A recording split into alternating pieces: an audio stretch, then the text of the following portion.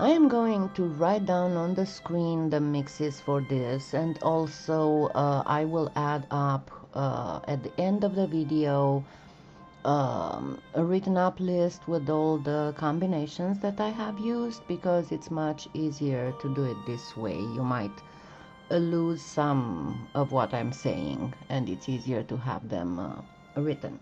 So I have 4 Skinner blends, of which I will make 3 jelly rolls and 1 fan. And then for wrapping, you will need a Skinner blend of wasabi and jungle. And for the berries, again, I will write at the on the screen and at the very end a list. You will need practically 3 Skinner blends and some extra pomegranate red and some extra alizarin crimson. So with the berries, you just make jelly rolls. I am taking a little bit of white to start my jelly roll with the Skinner blend that has some pink at the end, because I want a strong white. That will be the shine on the berry.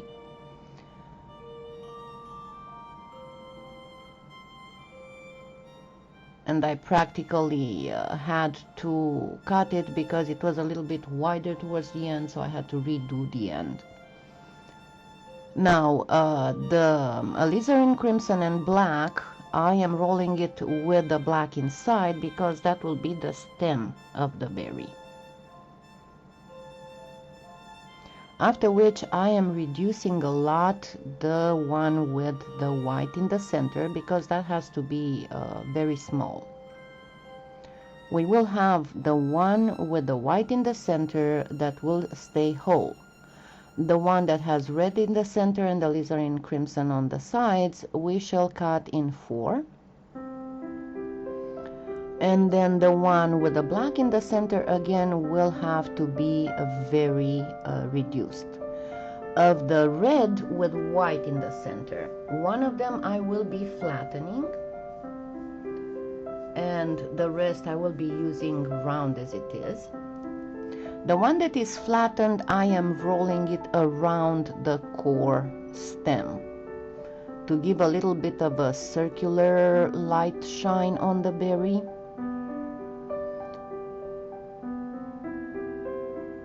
I'm sorry, you cut in 3, the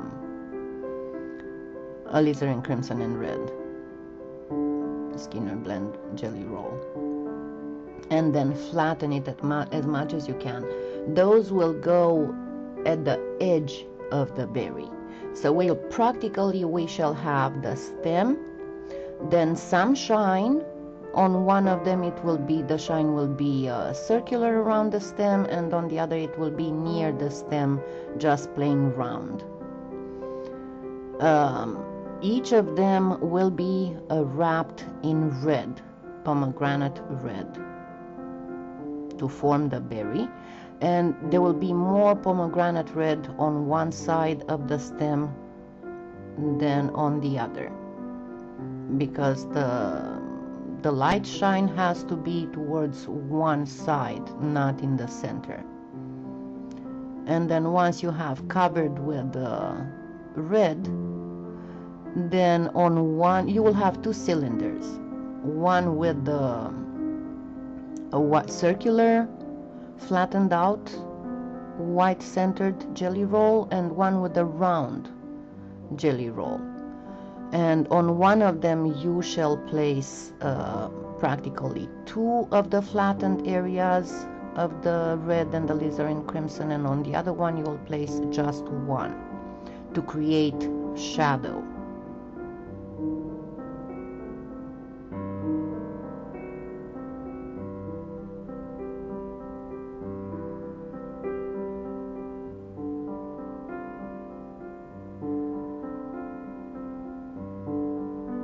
Because you want to simulate the way that the berries look when the light shines on them.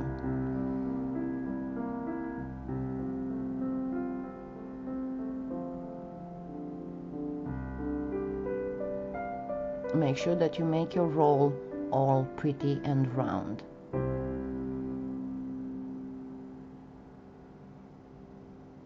With the second one, with the round shine, first wrap the stem in red, then add near it the round jelly roll with white in the middle, and then continue wrapping, but don't go more than once. After you went once, then wrap it only on the other side, only on one side of the stem. I'm sorry, I went here a little bit off the camera view. If need be, I will make another separate tutorial on how to make these berries.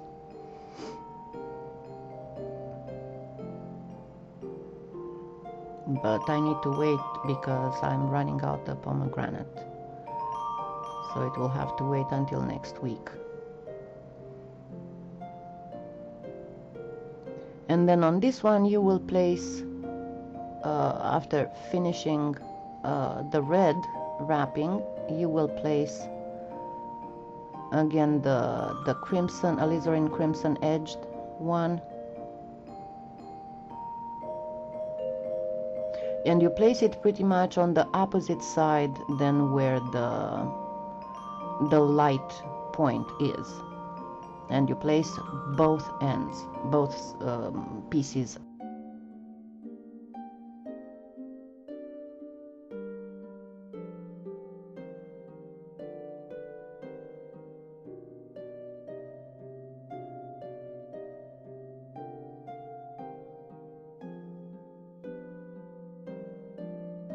Then take both logs and cut them in half, and this way you will have 4 berries. After which, take some alizarin crimson on the thinnest setting and wrap 2 of them. Those will be the ones that pretty much go cut in the other ones, just to underline a little bit the edge of the berry. And you wrap the one of one kind and one of the other kind. One of the flattened light point and one of the round light point.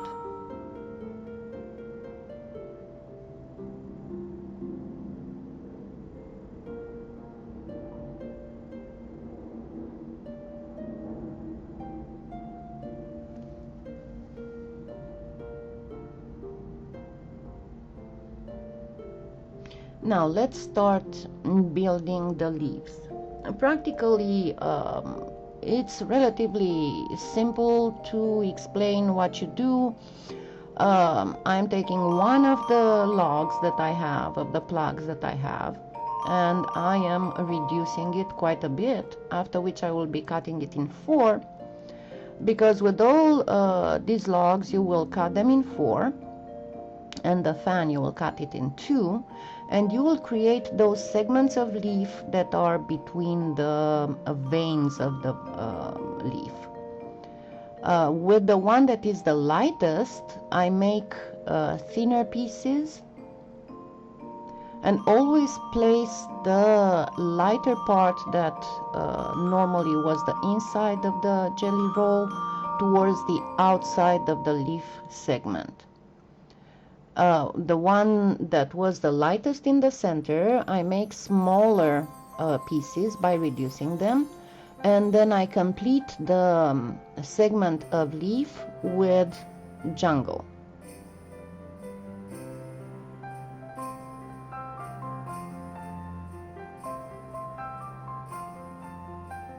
And do that with all 4 quarters of that jelly roll.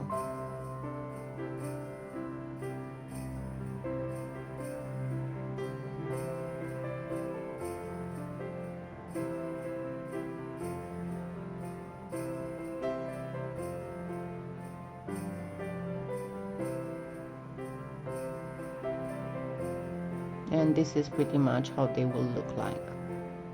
Now let's get the other jelly roll logs, plugs. you will get, essentially, you will get 3 leaves, of which one will have, except for the top segment, will be all in a flat jungle color. Have a lot of the jungle prepared on the thickest setting.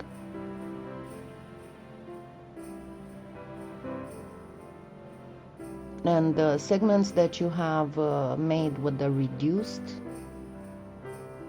pieces, cut them in 2. Then place a vein between each of the segments with the jungle green.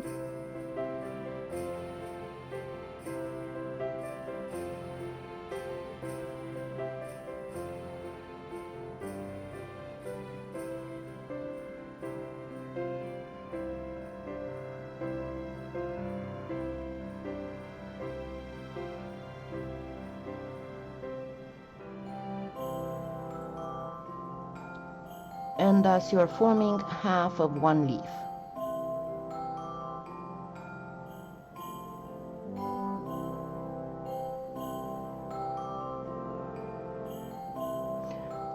Then that is a mix of 2 parts white and half a jungle green, and you will make the central vein of the leaf. Now you have to think that I am building these leaves so colorful so that when the cane is reduced, they will look noticeable, even if they are so small. Yes, I could make them very much lifelike, very realistic looking, but then when you reduce them, every little detail will be completely lost. And holiday canes are canes for fun. What you're supposed to see is to see something that looks festive, and you can figure out what it is and looks prettier than just a line, you know, a block surrounded by a line.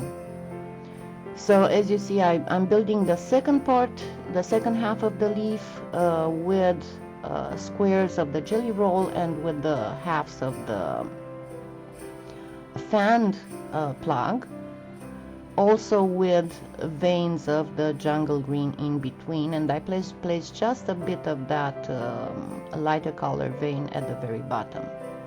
And then I just continue building leaves, the same, cutting.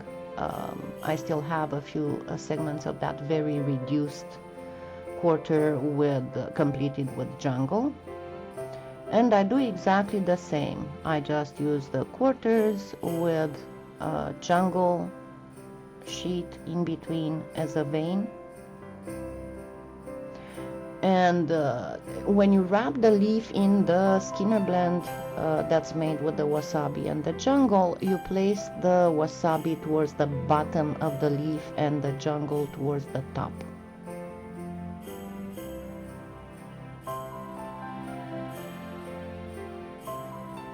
And see, I am building these exactly the same way, with a segment of the jelly roll. And then when I have segments of jelly roll like this, I don't really need to place jungle green unless I don't have a green line separating them.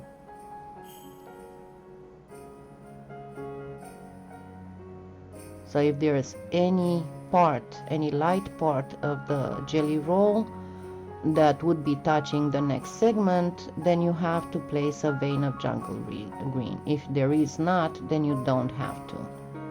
And now for the last leaf, I will make one side built up of jelly rolls, and then I will complete the leaf with plain green, jungle green. Now comes the more difficult part, and for this one you will need some translucent, make some snakes and cut them in half in length. If it is hard for you to cut long snakes, then just simply cut them the exact length of the width of your cane, or the height of your cane more likely, and then cut them in half. Then take something round. I have here the protector of one of my cutting blades, and press exactly in the middle between two veins to form depressions in which you will insert those half snakes. And you can do this with pretty much anything that's rounded, even a pencil that would fit well between those veins.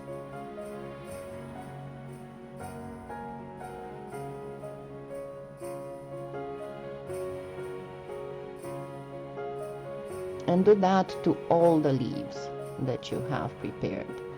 And then start pressing and reducing them a bit to make sure that everything is nice and snug and you did not trap any air. Now at this moment I did make these leaves very big, so you can see what I'm doing, but they are way too big for my hands to be able to handle a cane that huge. So I am going to cut them in two, and I will do the same for the berries, because I can build a second cane, and that way I will be able to reduce it. But if I leave it that tall, I will not be able to handle it, not with my hands. But you don't have to do this, you can just build it to start with. So I'm cutting everything in half, so they will be half the height that they initially were.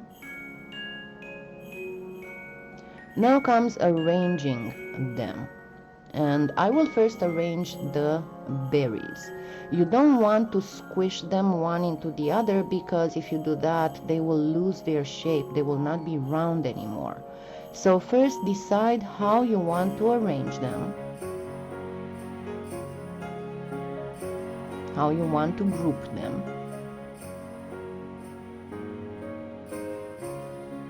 And then find among your cutters one that would have the same circumference as the berries do. In this case it's the end, in my case it's the end of a teardrop shaped one, and cut exactly where that berry will come in contact with the other ones. Now I have to cut into the top one, because there are the two below that would squish into it if I don't cut their shape. And there we go, I have my little bunch of berries. Cut nicely, trim the ends so they will be perfectly straight. And now you will use again the cutter to arrange your leaves first, and then figure out where your berries will come. And do the same thing, cut the shape of the berry out of the leaf, so you can place the berries snugly and they wouldn't get squished.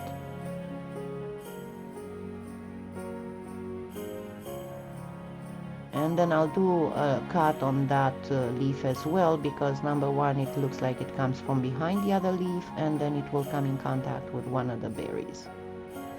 And now all you have to do is to practically wrap translucent all around it until you get a square cane. And remember, I prefer square canes, and I will massively speed this up because otherwise we'll be here till tomorrow. I prefer square canes because I can reduce them to much smaller dimensions without distortion. While when I try to do that on round cane, they have the bad habit of twisting when you start rolling them, and you get more distortion. While with the square ones, that doesn't really happen, not until you're exceptionally inattentive. But you see, everything that I am doing here is to make little snakes, and sometimes I pinch them into a triangle and fill in the gaps that I have until I get straight lines on all sides. And remember, if you get more, so it kind of bulges, you can always cut it. It's less that you don't want to have. If you have more, it's just fine.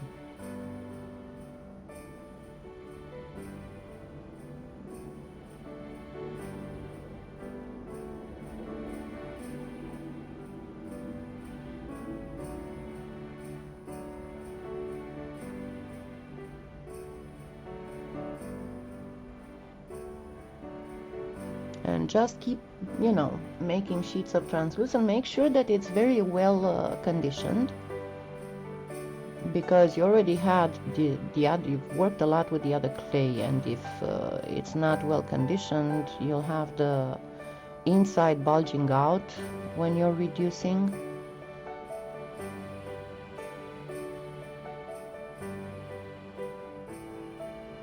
So now I'm squeezing to make sure that I have absolutely no air pockets inside, after which I will straighten up the edges. As I told you, you can always cut the edges straight if there is any excess.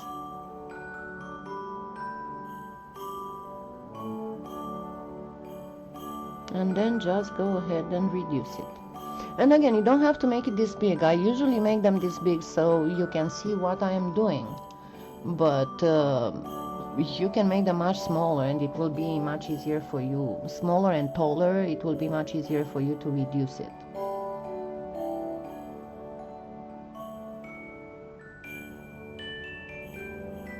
And when I reduce, I always turn it upside down every few moves, and that way the clay will be going against my work glass table, and that way it will not bulge that much. That is why I can work without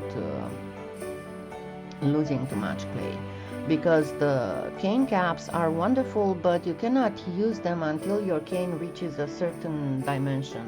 When it's too big, it's useless to try and use it.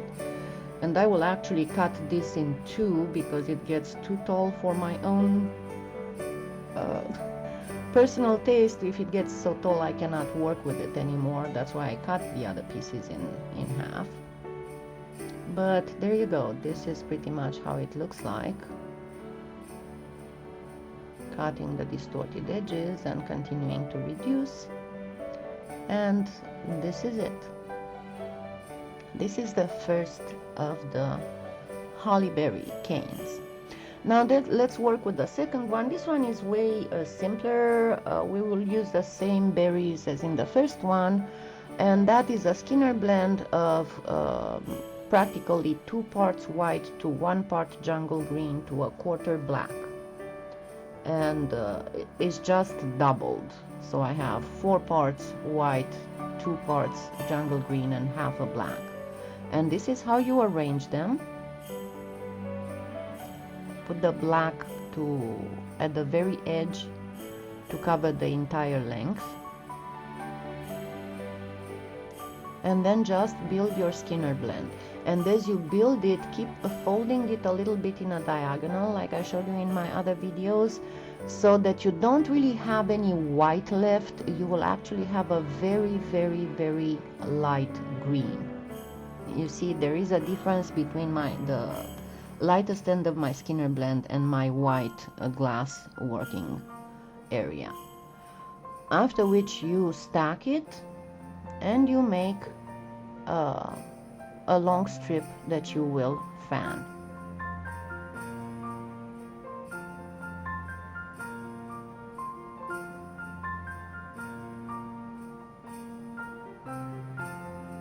Then you work your fan into a trapezoidal shape with the wider bottom a little bit rounded. That would be the same height as your berry logs. And just slightly pull the green a little bit over the edges on the sides. After which you wrap it into a mix of half and half jungle green and black. Then use again the pencil to create indentations.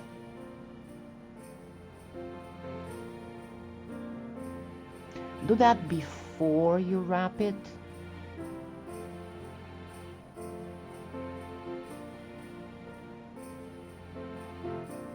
So you can pinch the tips of those indentations, and you don't have too much, they wouldn't be too tall. with too much jungle.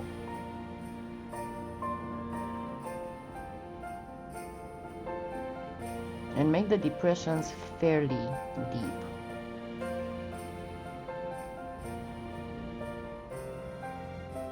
Now see, this time I'm not even using the pencil, I'm using one of my wooden handled ball styluses. Anything that is round, that the shape fits.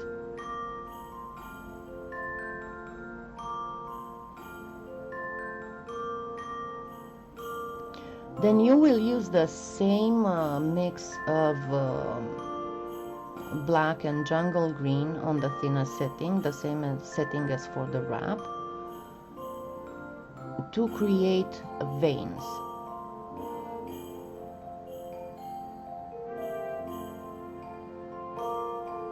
Now this time I will do a close-up of how I am arranging the berries so you can see better.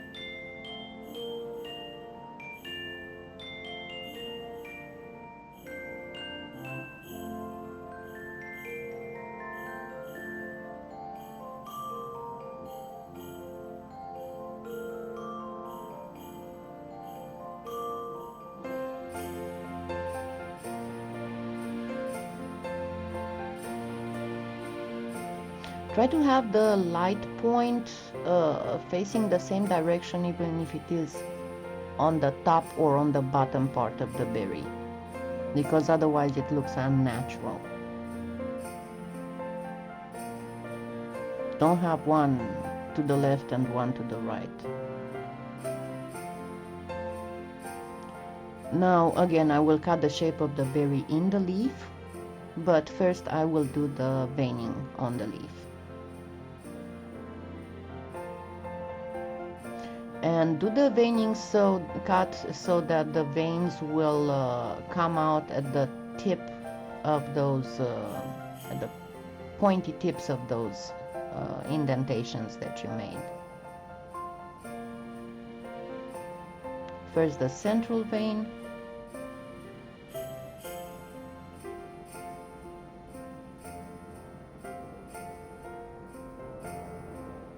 after which you place the lateral veins, and see, cut them exactly at the very, to come out at the very tip of the indentation,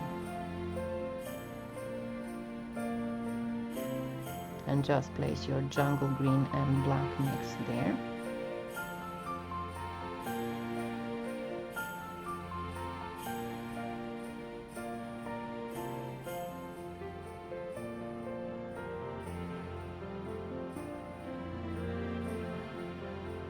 And then put your leaf back together and press it a little bit. And then let's see how we are going to place the berries, using again the cutter.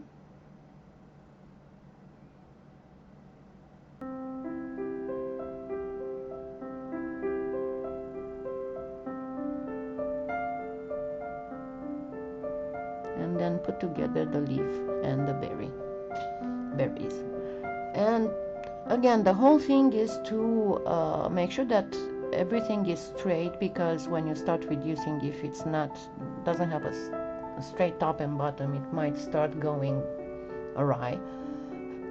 And then wrap it in translucent. Now this one, you can make a second leaf if you want. If you make it this way, it will be rectangular, not square. I have absolutely no problems to reduce a rectangular cane, but if it is a problem for you, then just add more on the sides or add a second leaf to make it more squarish. And you see, I am adding a little bit more translucent on the sides. And I'm making sure that I have straight lines on the edges.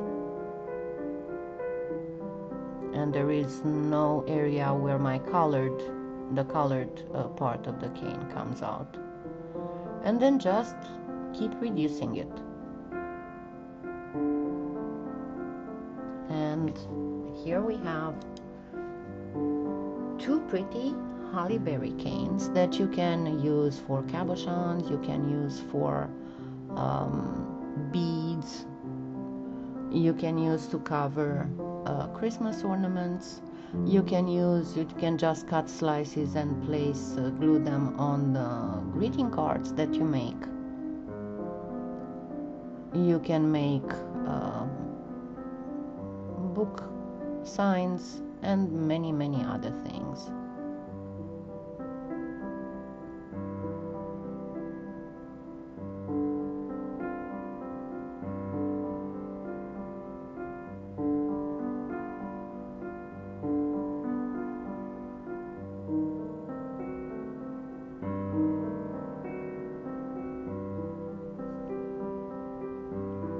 So I hope you enjoyed it and you will try it yourself.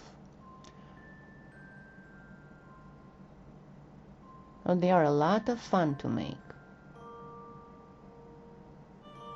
And again, you don't have to go as big as I did. I just did it so you can see better what I'm doing. Happy holidays and happy claying.